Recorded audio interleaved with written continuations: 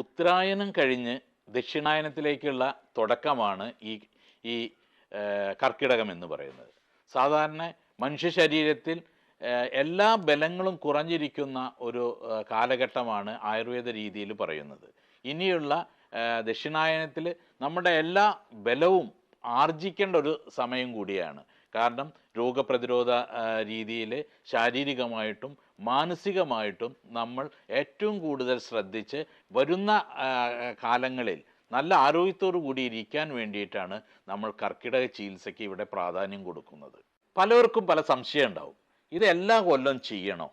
നമുക്കിത് എല്ലാ കൊല്ലം അടുപ്പിച്ച് ചെയ്യണം. ഒരു കൊല്ലം ചെയ്തുകൊണ്ട് മറ്റേ കൊല്ലം ചെയ്തില്ലെങ്കിൽ അത് ശരീരത്തിന് ദോഷം ചെയ്യുമോ? നമുക്കറിയാം, ഏതൊരു മോട്ടോർ വാഹനമായാലും കുറേ കിലോമീറ്റർ ഓടിക്കഴിഞ്ഞാൽ നമ്മൾ സർവീസ് ചെയ്യാൻ പോകുന്നുണ്ട്. ഇതേപോലെ തന്നെ ഒരു വർഷത്തിൽ നമുക്കൊരു 10-14 ദിവസം നമ്മുടെ ശരീരത്തിന് വേണ്ടിയിട്ട് നമ്മളത് ചെയ്യുന്നതാണ് ഒരു ആരോഗ്യ സംരക്ഷണത്തിൻ്റെ ഭാഗത്തിൽ നമുക്ക് പറയാനുള്ളത്. ശരീരത്തിൽ നമുക്ക് ശ്വസിക്കുന്ന വായു തൊട്ട് കഴിക്കുന്ന ഭക്ഷണം വരെയുള്ള എല്ലാ പദാർത്ഥങ്ങളിലും ഒരു ചെറിയ അംശം വിഷാംശം നമ്മളെ ശരീരത്തിലേക്ക് പോകുന്നുണ്ട്. അത് കളഞ്ഞു കഴിഞ്ഞാൽ, അത് ശുദ്ധി വരുത്തി കഴിഞ്ഞാൽ നമുക്ക് കുറേ രോഗങ്ങളിൽ നിന്ന് മുക്തി കിട്ടും.